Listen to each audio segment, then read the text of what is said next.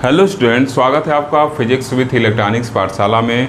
आज के इस लेक्चर में हम लोग क्वांटम मैकेनिक्स यूनिट सेकंड में जो हर्मिशियन ऑपरेटर पढ़ रहे थे उसका सेकंड प्रॉपर्टी देखेंगे। ओके, इससे पहले हम लोग फर्स्ट नंबर प्रॉपर्टी देखे थे और फर्स्ट प्रॉपर्टी में हम लोग प्रूव किए थे कि each Hermitian operator have real eigen value.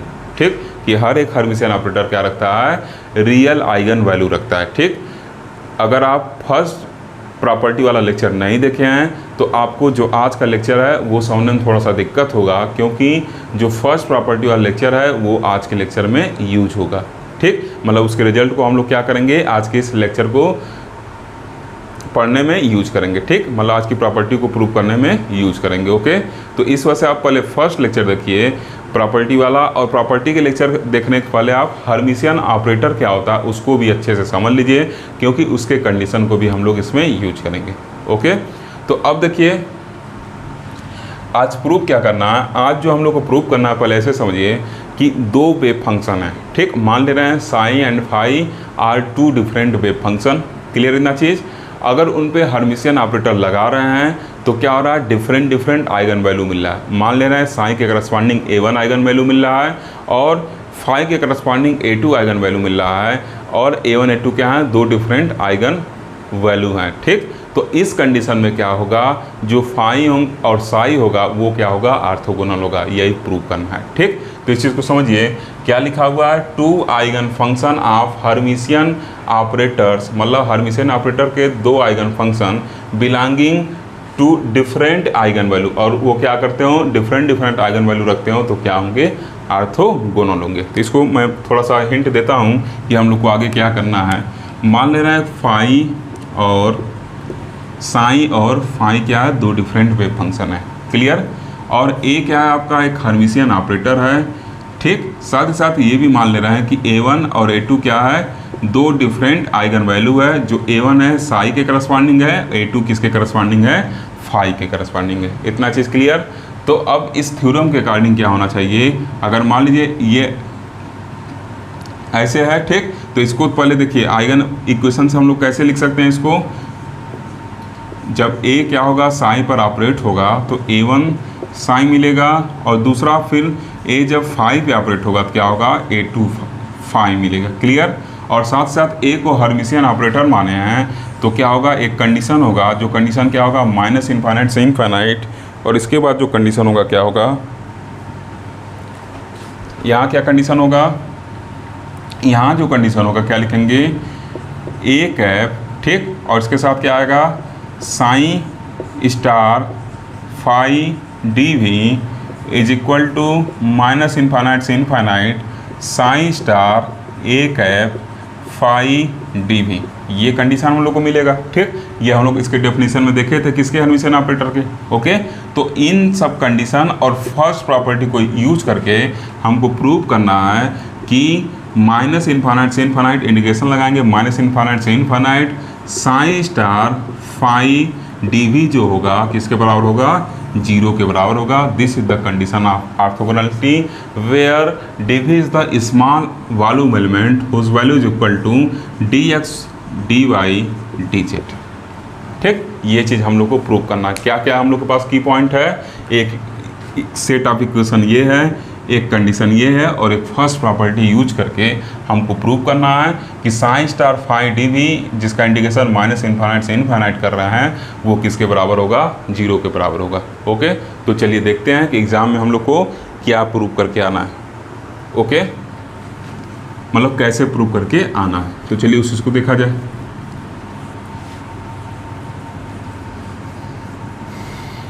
Proof copy में डालिए और अब लिखना शुरू करिए। ओके ओके स्टूडेंट, तो प्रूफ डाल के लिखेंगे कि let A be any Hermitian operator and psi and phi be two eigen function of operator A. ठीक, साई और फाई को क्या मानेंगे, टू डिफरेंट आइगन फंक्शन मानेंगे, किसका, ऑपरेटर ए का।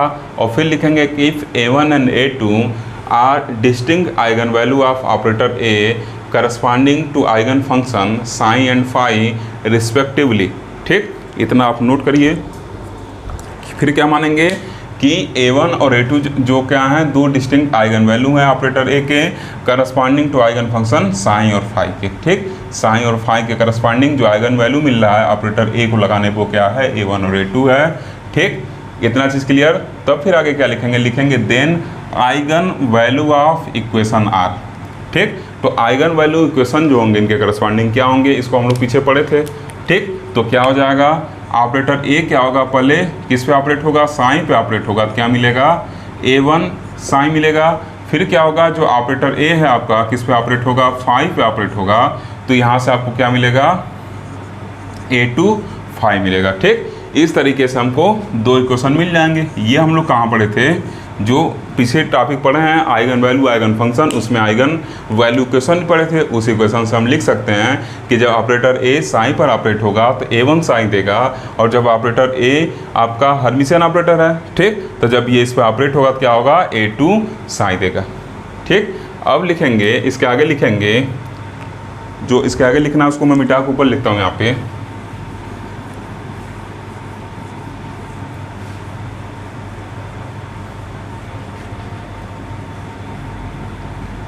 लिखेंगे टेकिंग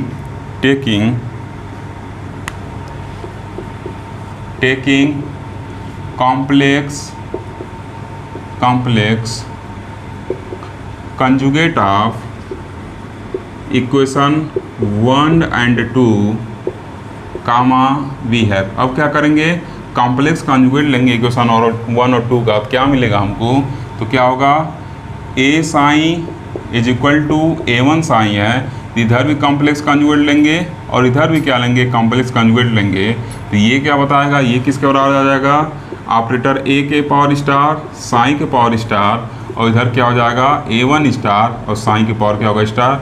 इसको मान लिया इक्वेशन नंबर 3। ओके, अब फिर क्या कर रहे हैं, इक्वेशन 2 का भी कॉम्प्लेक्स कंजुगेट ले रहे हैं, तो इधर क्या हो जाएगा, ए फाइन का star is equal to A2 phi के ऊपर स्टार लगाएंगे, और ये किसके बराबर हो जाएगा, क्या लिखेंगे, ए स्टार फाइन स्टार, और ये किसके बराबर हो जाएगा, A2 स्टार, और इधर क्या हो जाएगा, फाइन स्टार। ठीक, ये क्या हो गया आपका इक्वेशन नंबर 4। ओके, नोट करिए, इसके नीचे कहाँ से लिखना है, यहाँ से ऐसे लिखना है, इसके नीचे ये सब लिखना है। ठीक, जल्दी आप नोट करिए। ओके स्टूडेंट, तो देखिए इसको हम क्या किए हैं, जो चारों क्वेश्चन हम लोग को लास्ट सेशन में मिला था उसको मैंने क्या किया है, नोट कर लिया है राइट हैंड साइड में। ठीक, अब हम क्या करेंगे, अब यहाँ लिखेंगे, इसके आगे क्या लिखना है उसको हम लोग लिखेंगे according to the general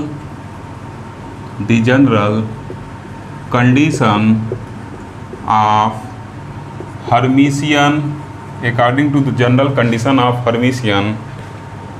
Hermitian operator comma we have. तो क्या हम लोग जनरल कंडीशन पढ़े थे कि साइन और फाई अगर दो डिफरेंट वेव फंक्शन हैं तो क्या लिख सकते हैं, तो उसका वैल्यू क्या होता था, इंटीग्रेशन माइनस इनफाइनाइट से इनफाइनाइट, इधर क्या होता था ए कैप। ठीक, और फिर क्या लिखते थे इसके साथ साइन, और क्या लिखते थे, स्टार बनाते थे, और फिर क्या लिखते थे, फाई डी भी इज इक्वल टू क्या लिखते थे, माइनस इनफाइनाइट से इनफाइनाइट, और फिर क्या होता था इधर ए कैप, और फिर क्या होता था आपका ए कैप नहीं, इधर क्या होता था साइन स्टार, और फिर क्या होता था ए कैप फाई डी भी होता था। ठीक, ये कंडीशन हम लोग का था, देखे थे हर्मिशियन ऑपरेटर वाले में।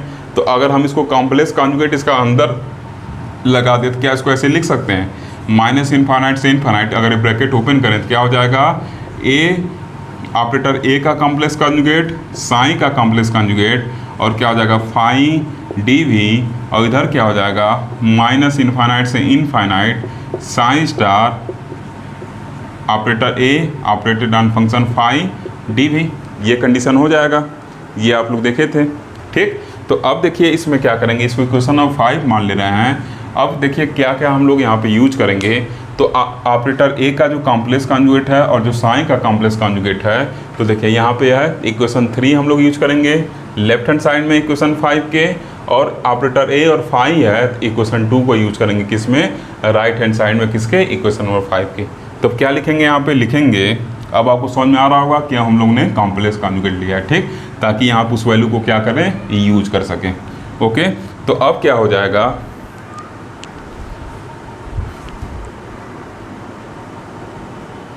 अब देखिए यहाँ क्या लिखेंगे, लिखेंगे using equation 2 and 3, using equation 2 and 3 in equation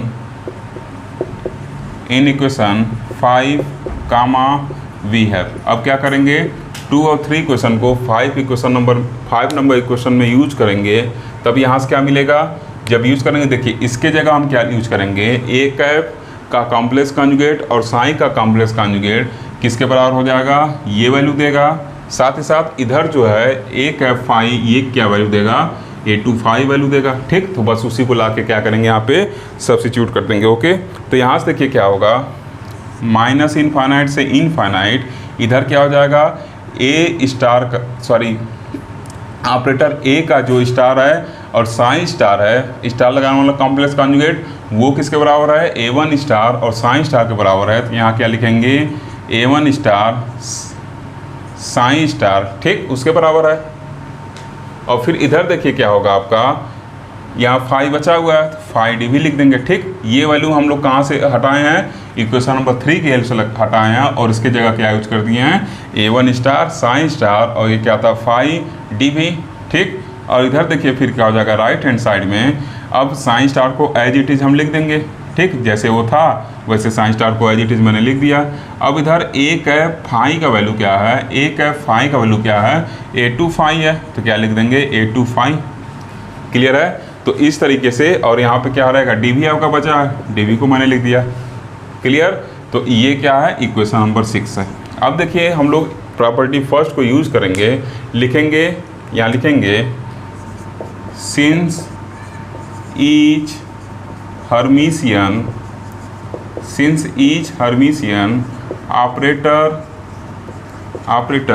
have real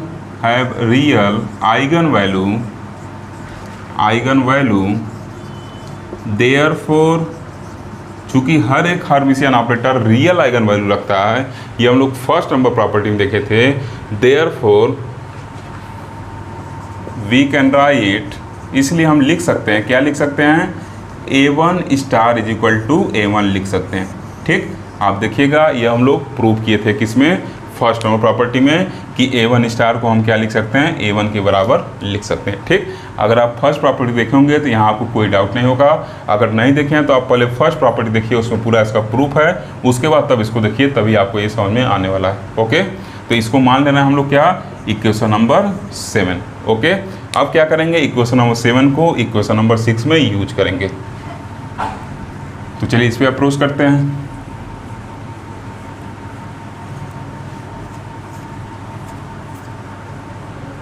ठीक, इसके नीचे से मैं यहाँ लिख रहा हूँ, क्या लिखेंगे, using equation 7 in equation 6 comma we have, क्या मिलेगा हम लोग को, जहाँ पे A1 स्टार है वहाँ पे क्या हो जाएगा, A1 हो जाएगा। ओके, तो क्या लिखेंगे यहाँ पे, माइनस इनफाइनाइट से इनफाइनाइट, A1 स्टार की जगह A1 लिख देंगे, साइन स्टार फाई डी भी is equal to minus infinite से इनफाइनाइट हो जाएगा, ये क्या है, साइन स्टार और क्या है, A25, ठीक, A25 डी भी हो गया। ठीक, अब क्या कर रहे हैं, इसको लेफ्ट हैंड साइड में निकालने की कोशिश कर रहे हैं। ठीक, तो देखिए जब इसको लेफ्ट हैंड साइड में लाएंगे ये वैल्यू, तो क्या हो जाएगा, A1 क्या है यहाँ पे रियल वैल्यू, उसको इंटीग्रेशन के बाहर कर सकते हैं। ठीक, वो क्या होगा, कोई एक कांस्टेंट वैल्यू होगा। ठीक, तो माइनस इनफाइनाइट से इनफाइनाइट A1 को इंटीग्रेशन के बाहर कर दिए।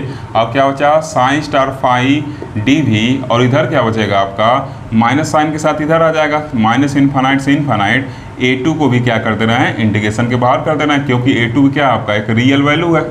ठीक, A2 को क्या कर दिए, बाहर कर दिए, वो कांस्टेंट है तो इंटीग्रेशन से बाहर कर दिए, कोई मतलब नहीं, उससे कोई वैल्यू फर्क नहीं पड़ने वाला है। और इधर क्या हो जाएगा, साइन स्टार फाई डी भी इज इक्वल टू 0।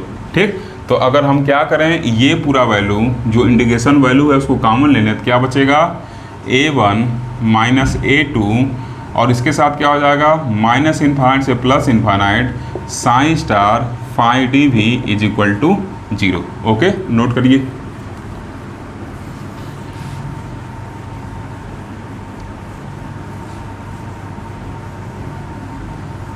अब देखिए, अभी हम लोग स्टार्टिंग में माने थे, जो स्टेटमेंट लिखे थे प्रूफ के बाद, प्रूफ का हेडिंग डाल के स्टेटमेंट जो लिखे थे उसमें क्या लिखे थे कि A1 और A2 क्या हैं, दो डिस्टिंक्ट आइगन वैल्यू हैं। ठीक, तो A1 और A2 जब दो डिस्टिंक्ट आइगन वैल्यू हैं तो A1 माइनस A2 0 हो नहीं सकता। इसका मतलब क्या है, इस इक्वेशन को सेटिस्फाई करने के लिए ये पूरा वैल्यू 0 होना चाहिए। बात समझ में आ रहा है? जैसे आप इस तरह समझिए, ये मान लीजिए पूरा आपका क्या है, A है, और इतना पूरा वैल्यू मान लीजिए क्या है, B है। ठीक, तो अगर कहीं पे लिखा है A इंटू बी 0, तो इसका मतलब क्या कंडीशन क्या हो सकता है, इस पर शर्त इस इक्वेशन को सेटिस्फाई होने के लिए या तो A 0 हो, या तो B 0 हो, या तो दोनों 0 हो, दोनों 0 के बराबर हो। ठीक, लेकिन यहाँ पे हम लोग के पास ऑलरेडी एक चीज़ सबूत मौजूद है, एक प्रूफ है हम लोग के पास कि A1 और A2 क्या है, डिस्टिंक्ट आइगन वैल्यू है। तो A1 माइनस A2 क्या होगा, 0 नहीं होगा। इसका मतलब इस इक्वेशन को सेटिस्फाई करने के लिए ये वैल्यू जो B के बराबर हम माने वैल्यू, उसको क्या करना पड़ेगा, 0 करना पड़ेगा। ठीक, ये सब एग्जाम में मत लिखिएगा, ये बस समझाने के लिए बताएं। ठीक, तो यहाँ से क्या हो जाएगा, अब यहाँ से क्या लिखेंगे, लिखेंगे since A1 is not equal to A2, it's implied that A1 minus A2 is will not equal to 0। ठीक, चूँकि A1 A2 के बराबर नहीं है, इसका मतलब ये बताएगा कि A1 माइनस A2 क्या होगा, 0 के बराबर नहीं होगा। और इसको हम इक्वेशन नंबर 8 मान लें तो क्या लिख सकते हैं, लिख सकते हैं therefore in order to satisfy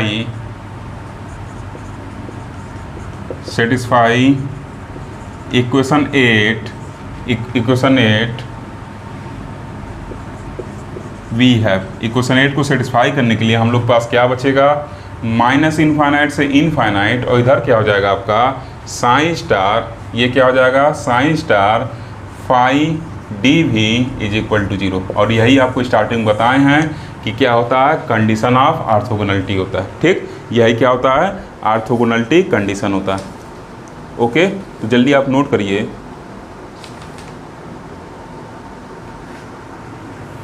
लिख देंगे विच इज द रिक्वायर्ड, जो रिक्वायर्ड कंडीशन था वही है, which is the required condition. Okay, ये देखिए, अब हम लोग क्या लिखते हैं, विच इज रिक्वायर्ड कंडीशन, और इसके आगे आप क्या लिख सकते हैं, जो प्रूव करना था उसको हम लिख सकते हैं। ठीक, तो जो इसके आगे लिखना मैं इसको वहाँ लिख दे रहा हूँ, इसके नीचे आप क्या लिखिएगा, चूँकि ये कंडीशन सेटिस्फाई कर रहा है तो इसका मतलब क्या होगा, फाई और साई क्या होंगे, ऑर्थोगोनल होंगे एक दूसरे के। तो लिख देंगे hence psi and phi are orthogonal to each other. इसका मतलब क्या होगा, साई और फाई जो होंगे एक दूसरे के क्या होंगे, ऑर्थोगोनल होंगे। क्योंकि मैं बताया हूँ कि अगर वेव स्टार्टिंग बताया हूँ कि अगर इस कंडीशन को वेव फंक्शन सेटिस्फाई करते हैं तो आपस में क्या होते हैं, ऑर्थोगोनल होते हैं। ठीक, यही हम लोग को प्रूव करना था। इस तरीके से आज हम लोग एक प्रॉपर्टी और भी प्रूव कर लिए। वो प्रॉपर्टी क्या हम लोग प्रूव किए कि अगर दो डिफरेंट वेव फंक्शन हैं उसके करस्पॉन्डिंग हर्मिशियन ऑपरेटर को ऑपरेट करा रहे हैं, और अगर वो डिफरेंट आइगन वैल्यू दे रहे हैं, तो जो वेव फंक्शन होते हैं एक दूसरे के ऑर्थोगोनल होते हैं, और जब ऑर्थोगोनल होंगे तो ये कंडीशन क्या करेंगे, सेटिस्फाई करेंगे। ओके, आज के लेक्चर में बस इतना ही। अगर आपको वीडियो अच्छा लगा हो तो लाइक करिए, शेयर करिए, तथा अगर आपने अभी तक सब्सक्राइब नहीं किया है तो सब्सक्राइब करिए। Thank you for watching.